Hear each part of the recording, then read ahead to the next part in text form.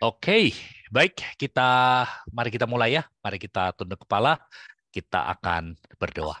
Mari kita berdoa.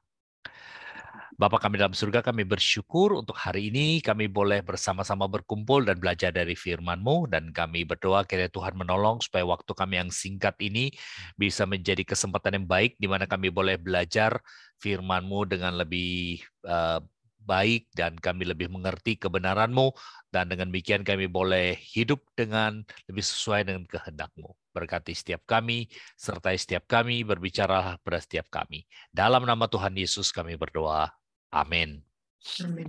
Oke, selamat datang, selamat bergabung semuanya. Ya, dan khususnya saya senang karena saya lihat beberapa orang yang betul-betul saya harap hari ini hadir karena ada beberapa kata bahasa Mandarin yang nanti akan kita bicarakan. Dan di sini ada Ibu Helda, ada Ibu Lili, Ibu Sylvia, ya, yang semuanya saya andalkan untuk lebih banyak menjelaskan tentang uh, tentang bahasa Mandarin ini. Ya, oke. Nah, kita bicara mengenai kebudayaan ya. Waktu kita bicara mengenai kebudayaan, definisi kebudayaan, dan ini secara sederhana sekali, definisi kebudayaan. Apa itu kebudayaan? Kebudayaan itu kita definisikan sebagai cara hidup dari sekelompok orang. Ya, jadi kebudayaan itu tidak pernah bersifat pribadi. Itu bedanya, nanti kita akan bicara dengan tradisi. Kebudayaan itu selalu merupakan satu kelompok orang, dan biasanya kelompok orang ini lebih daripada sekedar keluarga. Kalau kita bicara mengenai kebudayaan, kita bukan berbicara mengenai kebiasaan dalam keluarga, kita lebih berbicara mengenai satu kelompok orang yang besar. Jadi biasanya misalnya satu suku, satu kampung, satu kota misalnya, ya. Itu kebudayaan. Sekelompok orang yang punya perilaku, ya, cara bersikap, kepercayaan, baik itu agama maupun kepercayaan terhadap hal-hal yang lain, ya, dan kemudian juga punya nilai-nilai yang sama, ya, nilai-nilai yang sama atau juga memiliki simbol yang sama. Jadi 4 unsur ini, perilaku atau sikap, cara hidup, ya, punya keyakinan, kepercayaan, punya iman, mau disebut dengan agama juga boleh, ya, dan kemudian punya nilai-nilai. Nilai di sini berkaitan dengan keyakinan moral, mana yang benar, mana yang tidak benar, mana yang boleh, mana yang tidak boleh. Kemudian dinyatakan dalam bentuk simbol. Biasanya misalnya dalam cara berpakaian misalnya, ya, atau pasang satu lambang, pasang satu simbol di rumah atau di tempat yang umum misalnya, ya. Nah, ini adalah satu cara hidup dari sekelompok orang yang diterima bersama di dalam kelompok itu, ya. Diterima bersama di dalam kelompok itu dan kemudian diteruskan diberikan kepada generasi berikutnya, ya, melalui kadang-kadang itu melalui kata-kata diajarkan, ya, nak, kamu harus seperti ini, ya, atau kita sebagai keluarga kita melakukan ini, kita melakukan itu melalui kata-kata, tapi juga melalui kebiasaan, melalui perbuatan, ya, melalui perbuatan itu kita itu kebudayaan. Nah, di dalam kebudayaan ada 3 unsur penting, ya. Nomor 1, kebudayaan itu tidak pernah abadi. Kebudayaan itu tidak pernah uh, tetap. Kebudayaan itu bisa berubah dan selalu berubah, ya. Jadi karena kebudayaan itu pada dasarnya adalah merupakan respon seseorang atau respon dari kelompok itu terhadap lingkungan yang ada di sekitarnya, terhadap situasi yang ada di sekitarnya, ya. Jadi kebudayaan itu berubah, itu bergantung juga kepada teknologi misalnya. Oke, jadi kalau dulu misalnya kebudayaan itu yang ketika kehidupan masih mengandalkan pertanian misalnya, maka kebudayaan itu sangat banyak bergantung kepada alam. Ya, banyak berhubungan dengan tanda-tanda alam, ya, dan termasuk Imlek sebetulnya. Imlek itu adalah bagian dari satu kebudayaan kita, dan itu adalah warisan yang turun temurun dari perayaan yang bersifat dengan alam misalnya, ya. Setahu saya Imlek itu makanya kita katakan sebagai Cui, ya, permulaan dari musim semi, permulaan dari satu musim untuk menanam. Jadi itu kebiasaan dari dunia pertanian, dari zaman-zaman pertanian. Jadi kebudayaan itu dapat berubah dan akan berubah. Kebudayaan itu tidak akan tetap sama, ya. Kemudian kebudayaan itu juga berubah bergantung kepada geografis, lokasi geografisnya. Kalau ada di tempat yang baru, maka akan muncul kebudayaan yang baru. Ya. Nah, kedua, kebudayaan itu penting karena merupakan satu lensa, satu kacamata, cara kelompok itu untuk melihat dunia yang ada di sekitarnya. Ya, orang yang misalnya petani yang kehidupannya dalam dunia pertanian misalnya, dia punya kebudayaan yang berkaitan dengan alam misalnya, maka dia cenderung untuk melihat dunia itu misalnya pohon besar atau guntur atau gunung yang besar atau kalau terjadi fenomena alam yang dia tidak ketahui, lalu dia cenderung melihat itu sebagai apa? Sebagai Tuhan, sebagai pernyataan dari Tuhan, sebagai cara Tuhan bekerja. Oke, nah kita yang tidak dalam lingkungan seperti itu, kita katakan oh itu tahyul. Tapi bagi mereka ini bukan tahyul, ini sesuatu yang mereka pegang karena kenapa? Ini cara hidup mereka. Ya, saya ingat waktu saya masih remaja ya, di gereja saya waktu itu di Makassar ada seorang majelis gereja yang punya kebun coklat. Dan saya masih ingat sekali bapak itu, dia seorang majelis gereja, dia katakan, kalau saya sebagai petani, saya itu harus percaya bahwa Tuhan itu ada. Karena dia bilang, saya sebagai petani, saya cuma bisa nanam, saya tidak bisa menumbuhkan. Saya cuma berdoa supaya Tuhan kasih hujan, supaya cuaca itu baik, supaya tanamannya bisa tumbuh. Jadi cara dia memandang dunia itu segala sesuatu dia lihat dari perspektif Tuhan, ya, dari perspektif rohani. Segala sesuatu yang dia lihat sekelilingnya dia mengandalkan Tuhan. Nah, budaya itu merupakan lensa, kacamata kita, cara kita untuk melihat dunia. Dan yang ketiga, kebudayaan itu merupakan identitas, ya, merupakan ciri kita, membuat kemudian kita itu dikenal. Kita katakan kita orang Asia. Budaya Asia adalah budaya yang di mana kita memperlakukan orang lain dengan sopan santun, ya kan? Budaya Asia adalah budaya di mana kita menghormati orang tua misalnya. Eh, di Amerika mereka nggak terlalu bisa mengerti itu. Misalnya dalam budaya Asia, kebanyakan dalam budaya Asia misalnya, unit terkecil di dalam masyarakat itu adalah keluarga. Sementara di Amerika dan juga di banyak negara barat, budaya di sini menyatakan unit terkecil itu bukan keluarga. Unit terkecil adalah diri kita sendiri.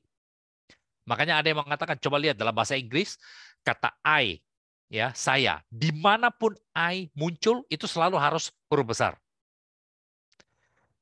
Itu merupakan identitas, merupakan ciri. Ya, dalam budaya Amerika misalnya, orang yang apa namanya dibiasakan untuk tidak sekedar menerima apa yang dikatakan orang, harus kalau perlu itu harus kita berani mengemukakan pendapat. Itu merupakan budaya yang tidak selalu bisa diterima di tempat yang lain. Ada budaya yang sungkan sekali, yang kayak kalau kayak ngomong membantah itu adalah merupakan sesuatu yang pantangan, sesuatu yang tabu. Jadi identitas tiap orang itu berbeda-beda. Makanya dikatakan orang Amerika itu seringkali terlalu berani. Ya, orang Amerika individu misalnya, itu identitas, itu ciri. Ya, nah itu budaya. Nah, selain budaya, ada lagi yang sesuatu yang lebih kecil yang kita sebut dengan tradisi. Tradisi ini ya adalah merupakan bagian daripada budaya. Tradisi adalah kebiasaan-kebiasaan yang diteruskan dari satu generasi ke generasi lainnya. Ini yang kita definisikan sebagai tradisi. Satu kebiasaan yang diteruskan dari satu generasi ke generasi lainnya melalui kata-kata, melalui perbuatan. Ya, jadi diajarkan. Jadi tradisi itu misalnya seperti saya ingat kalau di rumah misalnya, ya tradisi keluarga kami kalau makan ada orang tua di sana kita harus panggil, ayo mama makan, papa makan, atau ama atau aco atau angkong atau siapa, ayo makan. Ya kita mesti lakukan itu. Kalau kita tidak lakukan itu tidak sopan. Ya, nah itu tradisi. Tradisi dan budaya itu berkaitan erat. Tapi tradisi dan budaya ini dua hal yang berbeda.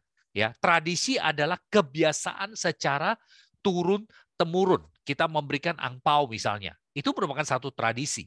Ya, tiap tahun waktu merayakan Imlek misalnya, tradisi tiap negara dan tradisi orang Tionghoa dari suku yang satu dan suku yang lain tradisinya berbeda. Ya, tradisinya berbeda, caranya berbeda-beda, mengajarkan kepada anak dengan cara yang berbeda. Nah, saya katakan tadi kebudayaan berubah, ya, dan ini barangkali merupakan contoh yang baik. Kita bicara mengenai Imlek.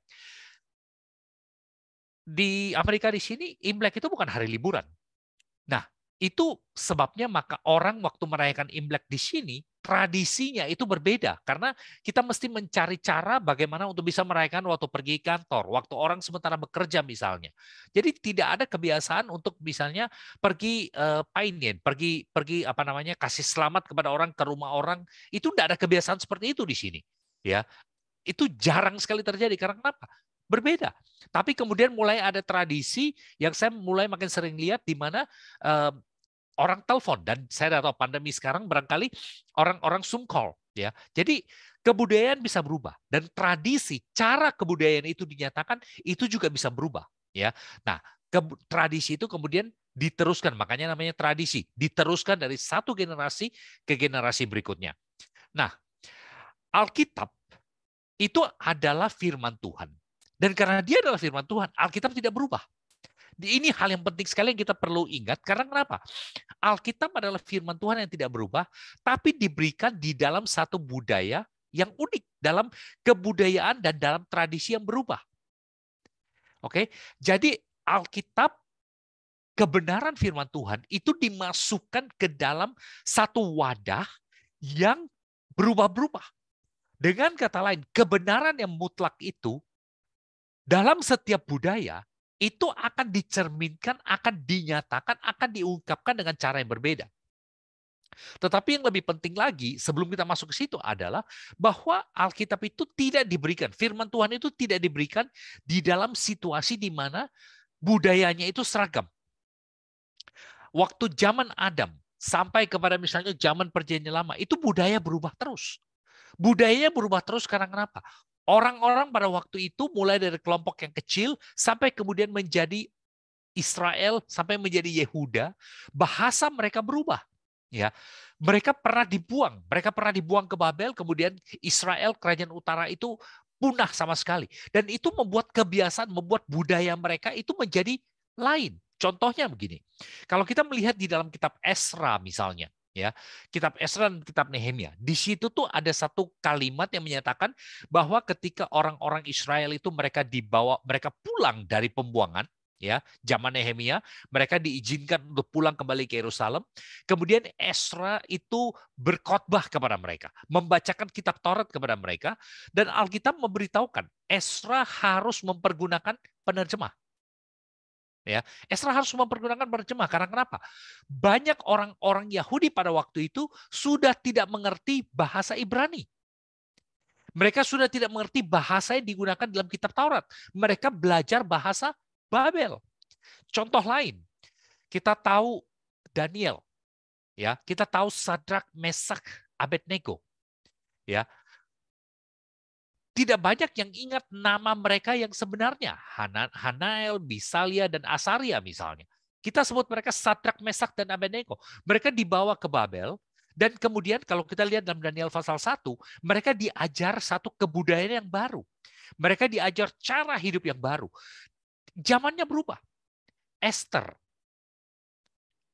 Tidak banyak yang ingat nama Esther yang sebenarnya itu siapa. Kita tahu nama pamannya itu Mordekai.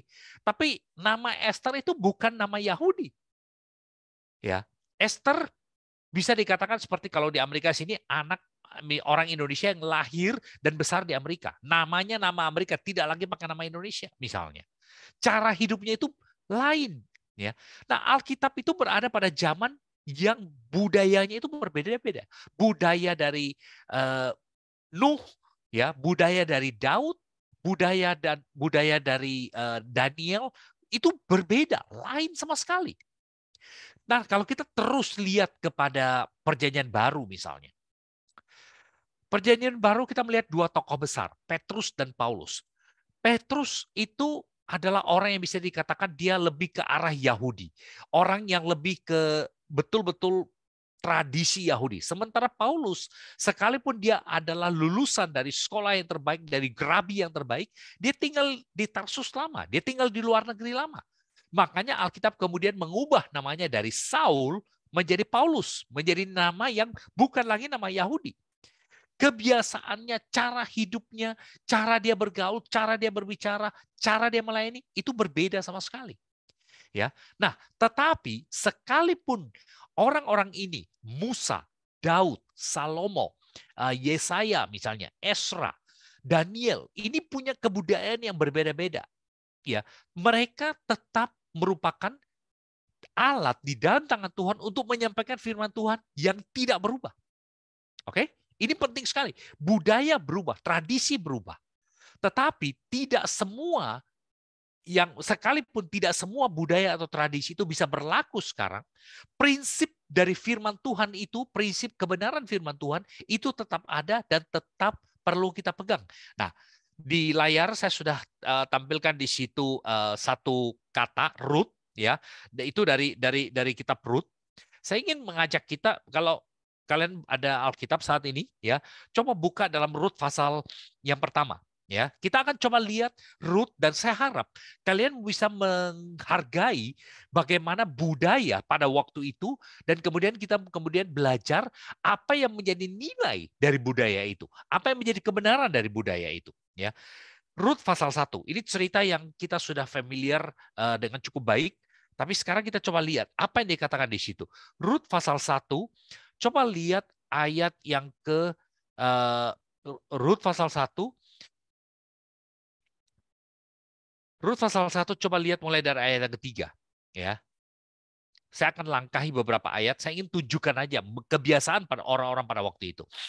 Rut pasal 1 mulai dari ayat 3. Dikatakan di situ Elimelek, suami dari Naomi, mati sehingga perempuan itu tertinggal dan kedua anaknya. Lalu kedua anaknya setelah papanya meninggal, mereka mengambil perempuan Moab. Ya, mereka mengambil perempuan Moab, yang satu bernama Orpa, satu bernama Rut, menjadi istri mereka, dan mereka tinggal di Moab kurang lebih 10 tahun. Lalu ayat 5 dikatakan anak dari Naomi dua-duanya itu meninggal. Jadi sekarang cuma yang tersisa cuma 3 orang janda. Nah, perhatikan ayat yang ke-7, ya. Maka berangkatlah Naomi dari tempat tinggalnya bersama-sama dan kedua menantunya. Ketika mereka sedang di jalan untuk pulang ke tanah Yehuda, berkatalah Naomi kepada kedua menantunya. Nah, perhatikan di sini karena kita mesti mengerti budaya pada waktu itu untuk mengerti mengapa Naomi ngomong seperti ini. Pergilah, pulanglah masing-masing ke rumah ibunya. Tuhan kiranya menunjukkan kasih-Nya kepadamu seperti yang kamu tunjukkan kepada orang-orang yang telah mati itu dan kepadaku. Kiranya atas karunia Tuhan kamu mendapat perlindungan masing-masing di rumah suaminya. Di mana suaminya? Suaminya adalah Mahlon dan Kilion. Tetapi sekarang Mahlon dan Kilion sudah meninggal. Mereka adalah janda. Menurut budaya pada waktu itu, janda itu dianggap rentan.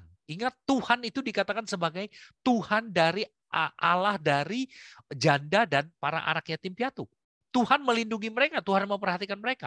Tetapi di sini yang dilakukan oleh Naomi adalah dia secara resmi melepaskan kedua menantunya untuk menikah kembali.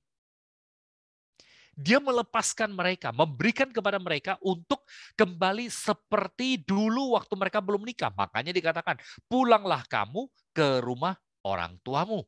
Ya, pulanglah kamu ke orang tuamu, pulanglah kamu ke rumah ibumu. Ya, dalam bahasa Mandarin ini ada istilah financia, ya, kembali ke rumah ibu. Ini yang dilakukan. Dia melepaskan mereka supaya mereka kembali kepada rumah orang tua mereka dan dikasih kebebasan untuk kalau mau menikah lagi, menikah lagi. Dan bahkan didoakan, diberikan restu supaya mereka menikah lagi. Nah, itu budaya pada waktu itu. Lalu perhatikan di situ dalam ayat yang ke-11.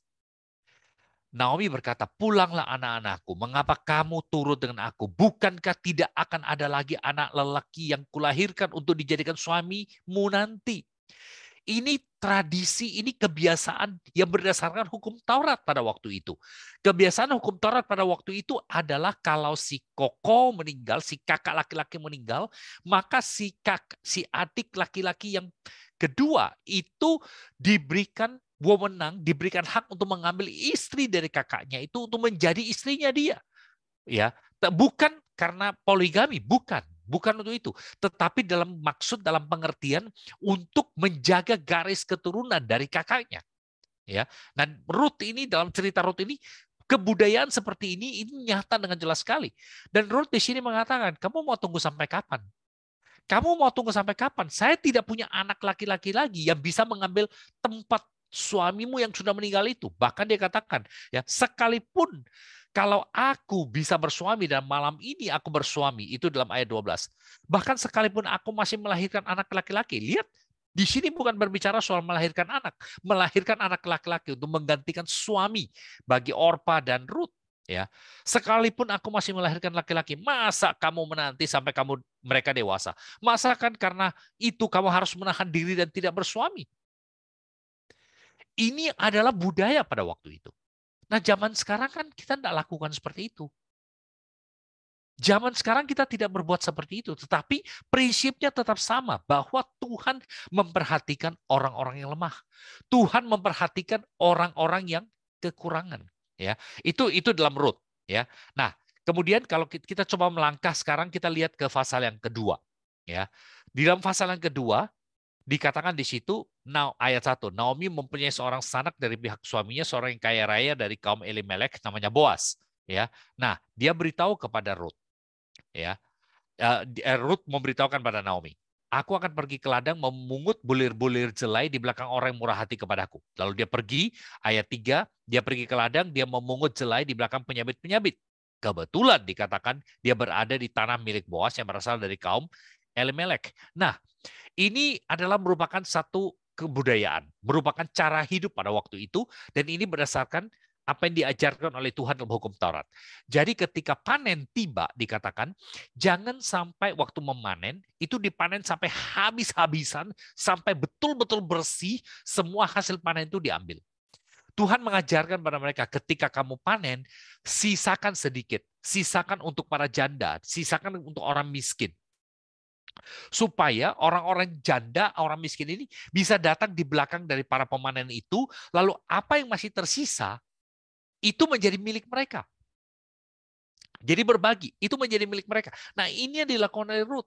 Dia pergi, dia bukan minta-minta, dia pergi untuk mengambil bagiannya dia berdasarkan hukum Taurat, berdasarkan pengajaran dalam Alkitab. Jadi dia berjalan di belakang mereka, apa yang masih tersisa, dia ambil itu menjadi bagian dia. Nah, tentu saja biasanya yang tersisa itu tidak banyak. Tetapi tetap ada yang tersisa. Ya, di dalam firman Tuhan, di dalam hukum Taurat selalu diajarkan satu prinsip. Tidak boleh ada orang yang sama sekali tidak mendapat apa-apa. Orang yang paling miskin pun tetap dipelihara oleh Tuhan melalui siapa? Melalui orang yang punya. Itu prinsip yang kita pelajari. Itu prinsip yang tidak berubah. Kalau kita punya sesuatu, tugas kita untuk memelihara orang yang kekurangan. Tugas kita untuk melayani mereka. Tetapi caranya berbeda-beda. Kita sekarang tidak punya sawah, kita tidak punya ladang lagi. Kebanyakan dari kita tidak punya sawah dan ladang. Nah, kita kalau kemudian kita lihat di situ ya, waktu Boas datang, dia lihat orang-orang yang panen, dia tanya, dari mana perempuan ini? Lalu yang menjadi mandornya, menjadi kepala itu mengatakan, oh dia ini seorang perempuan Moab, dia pulang bersama-sama dengan Naomi dari daerah Moab. Lalu dia datang, dia minta izin, dan dia sudah kerja keras, tidak berhenti-berhenti. Lalu ayat yang ke-8, Boas berkata kepada Ruth, dengarkanlah dahulu anakku, tidak usah kamu pergi memungut jelai ke ladang lain, tidak usah juga engkau pergi dari sini, tetapi tetaplah dekat dengan pengerja-pengerja perempuanku. Ya, lihat saja ke ladang yang sedang disabit orang itu. Ikuti perempuan-perempuan itu dari belakang, sebab aku telah memesankan kepada pekerja-pekerja lelaki, jangan mengganggu engkau. Kembali, janda itu rentan. Janda itu seringkali dilecehkan. Janda itu seringkali diganggu. Dan Boas sekarang mengulurkan tangan untuk melindungi mereka. Dan Ruth tahu itu. Dalam ayat 10 dikatakan Ruth sujud, menyembah mukanya sampai ke tanah dan berkata kepadanya, mengapa aku mendapat belas kasihan daripadamu sehingga Tuhan memperhatikan aku padahal aku ini seorang asing. Dan Boas memberitahukan, saya sudah dengar apa yang terjadi dan kamu dan seterusnya. Ya, dan itu budaya pada waktu itu. Itu budaya yang kita tidak lagi lakukan sekarang. Ya, kita tidak berbuat seperti itu sekarang, tetapi prinsipnya tetap sama. Tuhan memakai saudara dan saya yang mampu untuk menjaga, untuk merawat, untuk memelihara orang yang kekurangan. Nah, kemudian lihat di dalam lihat di dalam pasal 3. Ya. Di dalam pasal yang ketiga, ya, mulai dari ayat 1, Naomi mertuanya berkata kepadanya, anakku, apakah tidak ada baiknya jika aku mencari perlindungan bagimu supaya engkau berbahagia? Maka sekarang bukankah Boas yang pengerja-pengerja perempuannya telah kau temani itu adalah sanak kita? Ya, Boas ini dikatakan dia seorang penebus. Dia seorang penebus. Naomi sekarang mendorong untuk Ruth untuk mengambil tindakan untuk mendekati Boas supaya Boas itu menjalankan fungsinya untuk melindungi keluarga. Tetapi kemudian kalau kita lihat di dalam pasal berikutnya bahwa Boas itu rupanya bukan orang yang pertama, ya. Lihat ayat pasal 3 ayat 12, ayat 13. Dia beritahukan kepada Ruth, tinggallah di sini malam ini dan besok pagi jika orang itu, yaitu orang yang lebih berhak untuk menebus itu, ya. Atau kita lihat ayat 12. Maka sekarang memang aku seorang kaum yang wajib menebus, dalam arti untuk menjaga, untuk melindungi, ya. Tetapi walaupun demikian masih ada seorang lagi penebus yang lebih dekat dari aku, ya. Nah, tinggallah malam ini, kalau dia mau menebus kamu, biarlah menebus. Tapi jika dia tidak suka menebus kamu, jangan khawatir. Aku yang akan menebus engkau. Nah, saudara lihat di situ di dalam bagian berikutnya, ya, pasal yang keempat. Boas pergi ke pintu gerbang. Ini kita mesti mengerti budaya pada waktu itu. Dia bukan pergi sekedar ke pintu gerbang dalam arti tempat di mana kota itu pintunya dibuka dan tutup dan seterusnya. Bukan. Pintu gerbang di sini itu menjadi, kalau istilah kita sekarang, alun-alun. Tempat di mana orang berkumpul. Balai desa barangkali. Tempat di mana orang hangout. Tempat di mana orang bersama-sama. Nah, Boas pergi ke pintu gerbang. Kita mesti mengerti budaya itu. Kita hari ini kalau mau berunding dengan orang, kita tidak perlu cari orang di pintu gerbang misalnya. Kita buat kebiasaan kita seperti itu. Ya, kebetulan lewatlah penebus yang didapatkan, yang disebutkan Boas itu, lalu berkatalah Boas, ya, ayat pertama, hai saudara, datanglah dahulu kemari, duduklah di sini. Ya. Kemudian, nah, saudara lihat, ini adalah tradisi, cara kerjanya. Berdasarkan budaya pada waktu itu, lalu tradisinya adalah supaya ini bisa sah, dikatakan Boas kemudian dia pilih 10 orang dari para tua-tua, para penatua dari kota itu. Dia katakan, duduklah di sini, lalu mereka ada rapat. Lalu dia mulai memberitahukan tanah milik kepunyaan saudara kita Elimelek hendak dijual oleh Naomi yang telah pulang dari daerah Moab. Jadi pikirku, baik juga hal itu kusampaikan kepadamu sebagai berikut. Belilah tanah itu di depan orang-orang yang duduk di sini dan di depan para tua-tua bangsa kita. Jika engkau mau menebusnya, tebuslah. Tetapi jika engkau tidak mau menebusnya, beritahukanlah kepadaku, sebab aku tahu. Supaya aku tahu, sebab tidak ada orang yang dapat menebusnya kecuali engkau dan sesudah engkau, saya. Lihat di sini Boas pinter. Dia tidak langsung katakan nikahi Ruth. Dia katakan ini ada tanah mau dijual dan kamu yang berhak untuk membeli. Menurut tradisi, menurut kebiasaan, kamu yang berhak untuk membeli. Lalu orang itu mengatakan, ya, aku akan menebusnya. Dan kemudian di situ ayat 5. Tetapi kata Boas, pada waktu engkau membeli tanah itu dari tangan Naomi, engkau juga mendapat Ruth. Nah, kalau kita melihat dari zaman sekarang, ini menyinggung sekali. Perempuan itu dianggap sebagai barang. Perempuan itu dianggap sebagai properti. Perempuan itu dianggap sebagai aset. Kamu beli tanah, kamu dapat Ruth sekalian. Kamu beli tanah, kamu dapat Ruth. Dan kalau kamu dapat Ruth, coba lihat di dalam ayat yang kelima itu. Ya, kamu memperoleh Ruth perempuan Moab, istri orang yang telah mati itu untuk menegakkan nama orang itu di atas milik pusakanya. Yang dikatakan di sini dalam ayat 5 adalah kamu akan mengambil Ruth sebagai istrimu, tetapi anakmu itu bukan adalah anak kamu. Anak kamu adalah anak dari suaminya. Jadi supaya keturunannya jangan sampai hilang. Ya, kalau saya bisa pakai ilustrasi barangkali seperti sekarang seperti ini, ya, supaya marganya itu jangan mati. Jadi kamu mengambil perempuan ini sebagai istrimu, tetapi dia tidak ikut marga kamu. Kamu nanti kalau ada anak laki, maka marga anak itu bukan marga kamu, tapi mengikuti marga dari suami si yang sudah meninggal itu. Ya, nah jelas sekali kemudian si penebus mengatakan jika demikian aku tidak dapat menebusnya sebab aku merusak milik pusakaku sendiri. Aku berharap engkau yang menebus apa yang seharusnya aku tebus sebab aku tidak dapat menebusnya. Dia tidak mau. Ya, kemudian lihat di dalam ayat 7. Lihat kalimat itu. Beginilah kebiasaan dahulu di Israel dalam hal menebus, dalam hal menukar. Setiap kali orang hendak menguatkan suatu perkara, yang seorang melepaskan kasutnya, sepatunya sebelah, ya, dan memberikan pada orang lain. Lalu setelah itu dikasih latar belakangnya, ayat 8, penebus itu berkata kepada Boas, engkau saja yang membeli. Lalu apa yang dia lakukan? Dia lepas tali kasutnya. Dia lepas sepatunya. Ya, dia lepas kasutnya, sepatunya. Karena kita sudah mengerti kebiasaan pada waktu itu, kita tahu artinya apa. Dia serahkan untuk menjadi, kalau zaman sekarang, itu menjadi metrai. Zaman dulu, tidak ada metrai, sepatu yang dikasih. Kita tidak pakai kebiasaan seperti itu. Ya, Indonesia punya tradisi. Kalau tanda tangan, perlu sesuatu tanda tangan, itu pakai metrai. Ya kan? Sekarang 10.000 kalau nggak salah. Ya, pakai metrai. Di Amerika nggak ada. Ya, di sini kalau orang minta meterai kita bingung mau cari meterai di mana. Perjanjian ya pokoknya kita datang ke notaris, selesai urusan.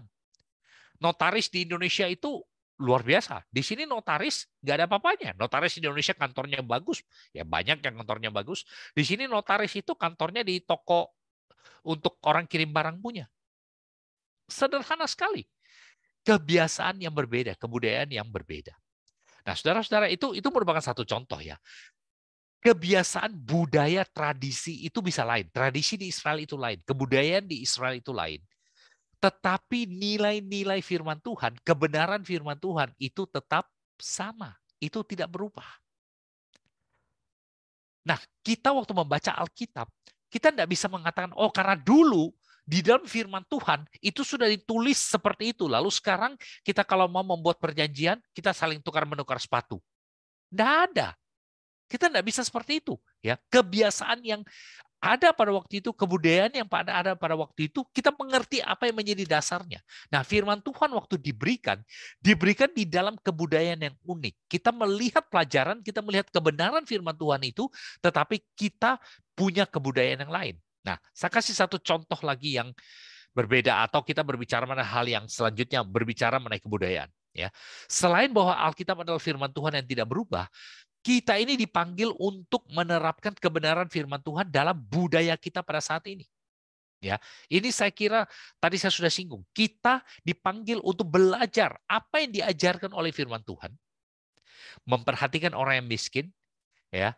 Jangan mentang-mentang karena kita punya lalu semuanya kita mau ambil, yang kaya menjadi makin kaya, yang miskin menjadi makin miskin.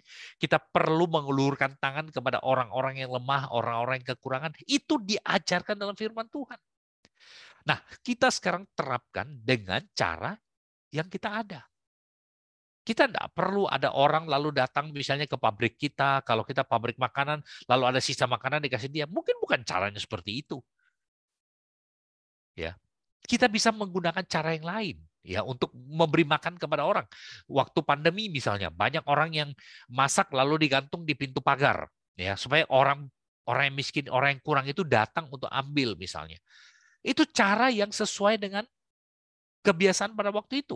Budaya itu selalu terjadi karena ada sesuatu yang terjadi. Jadi respon kepada apa yang terjadi. Dulu kita mungkin tidak ada kebiasaan pakai masker. Sekarang kemana-mana kita pakai masker misalnya. Ya, bahkan ada orang mengatakan saya lepas masker kok rasanya seperti telanjang begitu. Sudah lain. Kebiasaan yang berbeda, ya. Jadi kita dipanggil oleh Tuhan untuk belajar kebenaran firman Tuhan, tapi kemudian kita terapkan di dalam budaya kita saat ini, ya, untuk membentuk tradisi yang baru, membentuk kebiasaan yang baru. Ya, di dalam Alkitab kita melihat banyak hal yang sama. Ya, gereja pada awalnya itu tidak ada kebiasaan untuk menyanyi dengan pakai alat musik. Nyanyi kalau kita lihat di dalam Alkitab itu seperti orang mengaji. Kalau saya bisa pakai istilah itu, ya, seperti orang mengaji, chanting, ya, tidak mempergunakan musik, jadi bersifat akapela. Waktu zaman-zaman abad pertengahan, waktu gereja mulai pakai alat musik, itu responnya sama seperti kira-kira barangkali beberapa belasan tahun yang lalu, waktu banyak gereja mulai pakai band misalnya, ya. Mungkin saudara-saudara masih ingat, beberapa gereja sampai sekarang tidak mau pakai band. Kita anggap piano, organ itu yang cocok untuk gereja. Tapi dulu Zaman abad pertengahan, piano dan organ itu sama seperti kalau zaman sekarang dibilang orang pakai band di gereja. Dulu orang beribadah semua cuma pakai lilin. Kemudian mulai ada penerangan listrik. Itu semua berubah, kebudayaan berubah, tradisi berubah. Firman Tuhan tidak berubah. Kita belajar kebenaran firman Tuhan, kita sesuaikan dengan sekarang seperti apa. Saya ingat dulu kita itu pegang Alkitab, baca Alkitab itu pegang. Sekarang di HP kita, sekarang itu di tabletnya kita. Ya kan? Jadi kebiasaan yang sudah mulai berubah. Karena kenapa? Zaman berubah, situasi berubah. Banyak gereja sekarang tetap mempertahankan pakai hibrida. Jadi hari Minggu tetap ada kebaktian, tetapi tetap disiarkan online melalui YouTube atau melalui Zoom. Nah, itu menjadi satu kebudayaan, menjadi satu kebiasaan yang baru, menjadi cara yang baru. Nah, kita dipanggil oleh Tuhan untuk menerapkan kebenaran firman Tuhan dalam budaya kita pada saat ini. Nah, saya ingin ambil satu contoh dari Kisah Rasul pasal yang ke-17. Ya. Silakan buka dari Kisah Rasul pasal yang ke-17. Kisah Rasul pasal yang ke-17 ayat 22 dan 23. Ya. Kisah Rasul pasal 17 ayat 22 dan 23.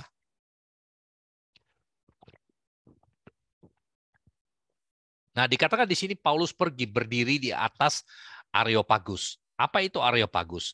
Areopagus itu adalah tempat di mana orang-orang itu berkumpul, orang-orang di Athena, itu mereka berkumpul dan mereka berdiskusi. Ya. Dan kebiasaan mereka pada waktu itu adalah mereka suka mengundang orang baru. Ya, jadi siapapun mereka bisa datang, bisa berbicara, memberikan ide baru, memberikan pemikiran baru, memberikan filsafat baru, lalu mereka perdebatkan. Dikatakan di situ bahwa orang-orang yang tinggal di sana itu tidak ada kerjaan yang lain. Mereka cuma suka sesuatu yang baru. Jadi waktu mereka mendengar Paulus itu berbicara mengenai Allah yang mereka nggak pernah dengar, mereka mengundang Paulus datang untuk berbicara kepada mereka, ya. Dikatakan, bolehkah kami tahu ajaran baru mana yang kau ajarkan ini? Sebab engkau memperdengarkan kepada kami perkara-perkara aneh.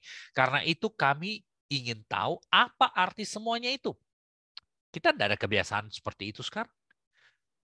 Ya kan? Kita tidak mengundang orang yang kita tidak kenal lalu undang mereka ke dalam ke gereja kita atau ke tempat kita berkumpul untuk mendengar mereka berbicara. Kita mungkin punya cara yang berbeda. Nah, dikatakan di situ Paulus ayat 22. Paulus berdiri di atas Areopagus dan berkata, "Hai orang-orang Athena, aku lihat bahwa dalam segala hal kamu sangat beribadah kepada dewa-dewa." Lihat caranya Paulus masuk. Dia masuk melalui budaya mereka. Sebab ketika aku berjalan-jalan di kotamu, ya, lihat dia selalu membedakan antara dia dan mereka. Ketika aku berjalan-jalan di kotamu dan melihat-lihat barang-barang pujaanmu, aku menjumpai juga sebuah mezbah dengan tulisan kepada Allah yang tidak dikenal. Saudara lihat, Paulus mempergunakan budaya sebagai jalan masuk untuk mengabarkan Injil. Apa yang kamu sembah tanpa mengenalnya, itulah yang kuberitakan kepadamu. Mereka menyembah Allah yang tidak dikenal. Banyak patung, banyak mezbah, banyak sesembahan, tetapi mereka tidak kenal. Dan Paulus katakan, Allah yang kamu tidak kenal itu, aku sembah kamu. Dia tidak datang dan mengatakan, tidak boleh sembahyang patung. Nggak boleh menyembah patung. Yang kamu lakukan itu Allahmu itu Allah yang mati dan seterusnya. Tidak. Walaupun dia percaya itu, dia pegang itu, ini sekarang dua budaya yang berbeda. Dua budaya yang lain.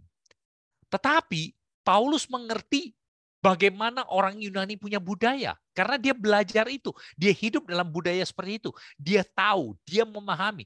Petrus barangkali tidak bisa mengerti itu. Barnabas barangkali tidak bisa mengerti itu. Para rasul yang lain, yang hidupnya itu di Palestina, mereka tidak mengerti itu. Tetapi Paulus karena dia tinggal di Tarsus, dia hidup dalam budaya yang berbeda, dia mengerti budaya itu, dia bisa berbicara kepada orang di Areopagus ini. Allah yang kamu sembah tanpa kamu kenal, itulah yang aku perkenalkan kepada kamu. Budaya dan tradisi Bapak Ibu bisa menjadi jembatan untuk memperkenalkan Kristus.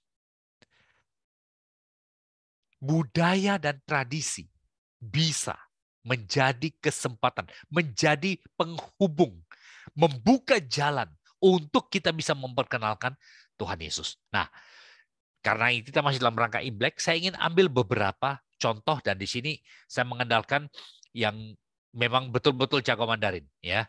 Jadi kalau ada yang salah, bantu saya. Ini dalam bahasa Mandarin ya, kelihatan ya. Di sini kelihatan tu ya, benar ya. Tu, kou ya, mulut atau manusia di situ. Di bawah ini adalah simbol dari dua orang ya, liang ren di bawah ya, ada debu manusia ya, manusia terbuat dari debu, dan kemudian ada yang besar dan ada batasnya.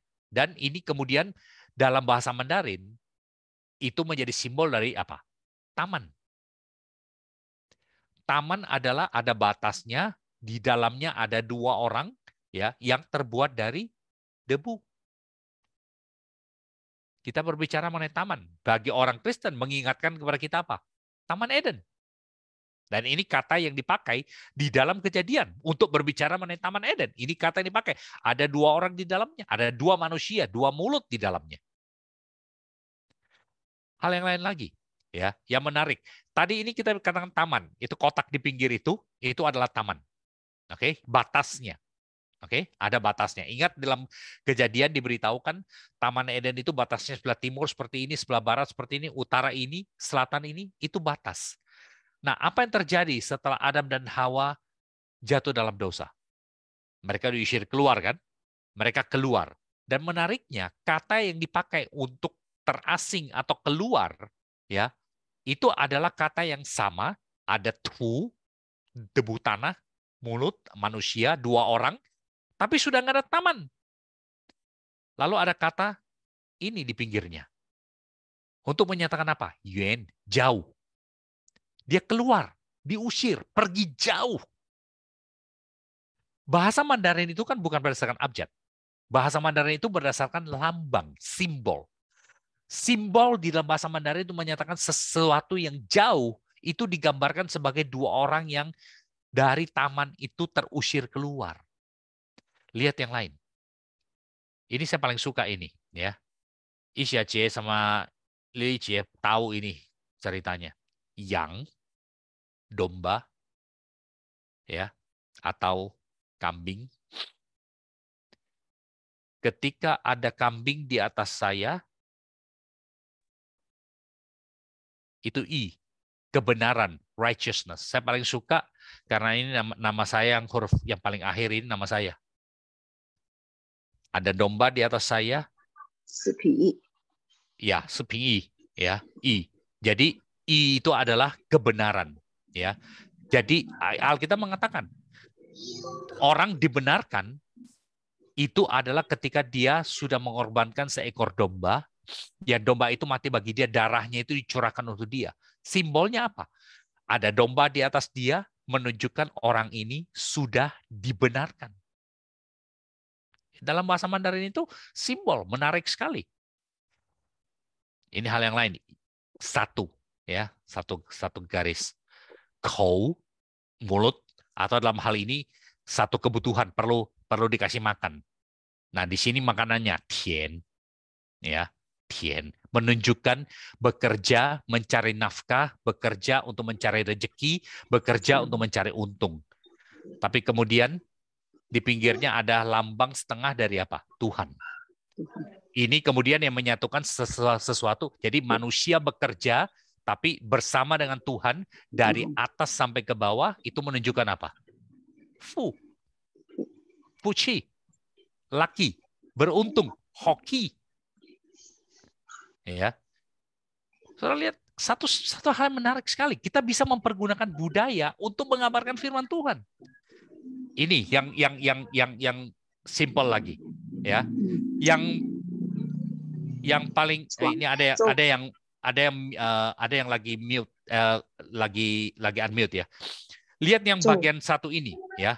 Ya, Zhou ini perahu kecil, ya kan? Xiaochuan kayak sampan atau kayak. Kemudian di atasnya 8 Kou. 8 orang di dalam perahu. Ingat cerita apa? Ayo. Nuh, 8 orang Nuh, dalam perahu, cerita apa? Nuh, Bahtera Nuh. Nuh. Ini dalam bahasa Mandarin, ini kata yang cuan. Ya. Cuan dengan cow itu beda. Cow itu perahu kecil. Cuan itu besar. Dalam bahasa Mandarin, cuan itu mengingatkan 8 orang di dalam perahu. Ya. Nah, jangan katakan bahwa orang Tionghoa itu kata-katanya lebih suci. Jangan. Itu bukan itu maksudnya. Oke, bukan itu maksudnya. Yang saya mau katakan adalah kita bisa mempergunakan kebudayaan. Kita bisa mempergunakan tradisi. Kita bisa mempergunakan apa yang kita punya itu untuk mengabarkan firman Tuhan. Itu bisa menjadi jembatan bagi kita untuk masuk kepada orang-orang yang mengerti ini. Ya, bukan berarti lalu kata-kata istilah dalam Alkitab itu lalu rohani-rohani semua. Enggak, tetapi banyak simbol dalam Alkitab khususnya kepada orang Tionghoa. Kita bisa pakai itu, ya. Lili Cie sama Isya ya. Isya masih ada ya. Ada. Zhongwen kata lai ya. Lai itu kan mu ya. Mu, betul? Ya. Lalu Ya, mu yang ada kedua. yang bilang mu itu menggambarkan pohon ya. Ada yang mengatakan mu itu juga dalam arti mengingatkan kepada salib. Tapi yang menarik adalah mu itu di pinggirnya itu adalah 2 orang. Ya, itu 2 orang. Jadi lai, kalau kita lihat di dalam Alkitab, dalam perjanjian lama, lai misalnya, itu menjadi apa? Seperti Tuhan memanggil Adam dan Hawa. Di mana kamu? Kenapa kamu bersembunyi? Dari pohon, belakang pohon, Adam dan Hawa keluar. Liangko dan keluar. Ada yang mau mengatakan itu seperti seperti disalib. Ya, Tuhan Yesus disalib dengan 2 orang di kiri kanan. Ya, kembali, jangan pikir ini sebagai wah kata-kata Alkitab bahasa Mandarin itu sakti ya. Bukan dalam pengertian itu.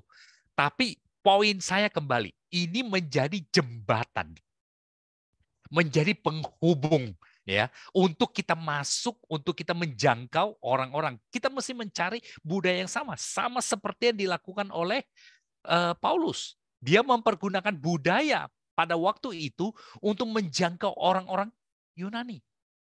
Nah, saudara-saudara sekalian, saya mau berhenti di sini ya, dan saya cuma ingin memperlihatkan pada kita ya.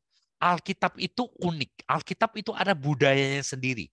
Tetapi kebenaran di dalam Alkitab, firman Tuhan itu tidak berubah. Kita merayakan Imlek misalnya. Imlek itu banyak sekali tradisi. Tadi sebelum yang lain masuk, saya dengan Ibu Isya dengan beberapa kita bicara mengenai tradisi Imlek gitu ya. Saya nggak tahu berapa banyak yang betul-betul tahu misalnya atau masih melakukan ya. Imlek itu tidak boleh keramas. Ya kan? Masih ingat cerita itu? Imlek nggak boleh keramas. Imlek nggak boleh nggak boleh tasawuf, nggak boleh apa? Tiba-tiba lupa. Tidak boleh nyapu, tidak boleh Keluar. nyapu. Ya, iya. Dan bukan Tidak cuma boleh nyapu, minum tidak obat. boleh nyapu keluar, tidak boleh Tidak boleh dibuang, minum obat. ya, tidak boleh buang, tidak boleh minum Tidak, obat, ya, tidak tidak boleh boleh makan bubur. makan bubur itu lalu miskin, Tidak ya boleh kan? makan bubur. Bahkan ya betul, tidak boleh makan bubur karena bubur miskin, harus makan yang manis-manis. Makanya ada nienkao misalnya, ya kan? Nah, Harus makanya yang nanti gula lengket-lengket punya. naik. Ya, dulu kan orang tidak khawatir soal gula, ya kan? Kalau gula mau naik, ya Causen itu yang paling paling nomor 1 kena penyakit gula itu, ya kan? Tiap kali kalau sembayang, Causen itu kan dikasih makan yang manis-manis kan supaya dia pergi ke surga, katanya melaporkan itu dewa yang paling kena kencing manis itu, ya kan? Nah, itu adalah tradisi, itu adalah kebudayaan. Nah, kita tidak perlu pegang semua itu, tetapi kita tetap menghormati apa yang merupakan tradisi, ya kan? Menghargai bahwa ini adalah Cui, hari pertama musim semi, ya kan? Hari pertama musim semi di mana tanaman itu sudah mulai tumbuh kembali, ya. Di Indonesia barangkali nggak terlalu terasa ya. Kayak kami yang tinggal di Amerika itu terasa sekali. Saya sekarang ini lagi di luar kota. Kota di mana saya berada sekarang ini temperatur ini kalau Celsius malam ini kita di bawah Celcius, di bawah minus, ya, lagi minus. Makanya pakai sweater, dingin di luar. Saya lihat keluar jendela itu lagi salju cukup tebal di luar itu, ya. Dan karena terlalu dingin, jadi saljunya nggak turun. Jadi sudah kalau seperti ini, pohon semua sudah gundul. Begitu lihat ada sesuatu yang hijau-hijau tumbuh, wah senangnya luar biasa. Mata tiba-tiba segar, ya kan? Mata tiba-tiba segar. Pakaian semuanya serba abu-abu, serba gelap. Kita pengen sesuatu yang ada yang menarik punya. Nah, bayangkan cuy itu waktu tanaman sudah mulai tumbuh. Baru kita sadar, wah, mulai saatnya untuk mulai nanam, salju mulai mencair, tanah itu mulai subur kembali. Nah, itu kebiasaan, ya.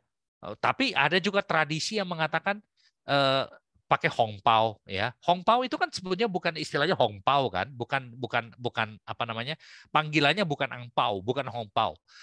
Orang mengatakan bahwa dulu pakai yang merah itu karena untuk mengusir nien. Nien itu kan bukan tahun. Nien itu adalah monster yang namanya nien. Betul enggak, ya? Lili, ini punya itu lagi mute itu. Wah, lihat nih seperti bicara, ya, tapi masih mute. Ya, itu monster, betul kan? Lalu dikasih yang merah supaya dia takut untuk melawan dia. Makanya ditaruh merah, ditempel di mana-mana. Makanya nyalakan mercon, ya. Makanya barong. ada barong. Kita Indonesia bilang barong, ya. Kalau dulu saya itu adalah naga. Sekarang sudah hampir nggak pernah lihat naga. Yang ada adalah singa. Karena singanya lebih kecil. Kalau barong dulu yang naga itu kan mesti banyak orang, lebih panjang.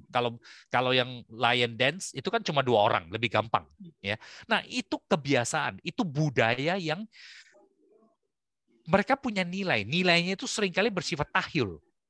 Oke? Kita tidak perlu ikut seperti itu. Kita tidak masalah. Misalnya tidak ngotot bilang harus pakai baju merah. Bukan berarti kalau kita tidak pakai baju merah lalu sepanjang tahun akan sial. Tidak seperti itu. Ya, tidak seperti itu. Kita menilai, melihat itu sebagai kesempatan bagi kita untuk bisa bersyukur. Kesempatan bagi kita untuk mengingat bahwa apa yang kita punya ini bukan milik kita. Ini adalah pemberian dari Tuhan kepada kita. Ya kan? Tidak perlu bilang kalau kasih angpau itu lalu ya harus, biasanya dikatakan angpau itu harus genap. Tidak boleh angka ganjil. Kita tidak perlu takut, orang Tionghoa tidak perlu takut kalau misalnya HP-nya nomor telepon ada angka 4 misalnya. Bukan gara-gara itu kita mati. Orang Tionghoa kan suka main apa yang bunyinya mirip-mirip punya. Angka 8 menjadi angka hoki misalnya, karena fa misalnya. Ya, kita tidak perlu seperti itu. Tetapi kita tetap bisa menghargai, ya, kebenaran firman Tuhan, dan kita bisa memakai itu untuk menyampaikan kebenaran kepada orang-orang yang mengerti itu. Ya, nah oke, saya mau berhenti sampai di sini, ya. Saya harap kita bisa belajar sedikit, masih banyak yang kita bisa pelajari. Kita nanti dalam bulan depan kita masih akan berbicara mengenai budaya, berbicara mengenai tradisi. Tapi saya harap kali ini bisa paling sedikit memberikan pada kita satu gambaran, memberikan bayangan, khususnya dalam rangka Imlek. Ya, waktu kita merayakan Imlek, kita bisa bersyukur kepada Tuhan, tapi juga bukan lalu mengandalkan, oh kalau saya tidak kasih angpau, kalau saya tidak makan mie atau makan ikan, ya, dodol, nyengkau, ya, atau jeruk, ya, mienshien, ya, pokoknya panjang-panjang supaya panjang umur, ya. Lalu tidak boleh dipotong, ya. Jadi bukan itu. Tapi kita menghargai tradisi, kita menghargai kebiasaan yang ada, ya, dan kita bersyukur pada Tuhan bahwa Tuhan memberikan semua itu pada kita. Oke? Mari kita tunduk kepala, kita berdoa. Ibu Lili, bisa tolong pimpin kita dalam doa. Mari kita berdoa. Terima kasih Tuhan. Kesempatan yang begitu luar biasa kita bisa bertemu dengan saudara kami, Pak Hengki, dengan saudara-saudara yang lain. Melalui Imlek ini kami bisa mendapat satu pemahaman mengenai budaya dengan tradisi. Kami tahu setiap orang di dunia ini punya tradisi, punya budaya. Tetapi biarlah melalui tradisi dan budaya ini kami tidak terjun begitu saja, tetapi melalui tradisi dan budaya kami yang kami punya, kami bisa memuliakan Engkau. Melalui tradisi, melalui budaya, kami bisa mengabarkan Injil bahwa Tuhan itu lebih luar biasa yang harus kami sembah. Terima kasih untuk semuanya. Berkati juga Pak Hengki dengan keluarga. Terima kasih Tuhan. Kami sekali lagi serahkan semuanya di tangan-Mu. Hanya dalam nama Yesus Kristus. Amin. Amin. Amin. Terima kasih Ibu Lili. Sama-sama.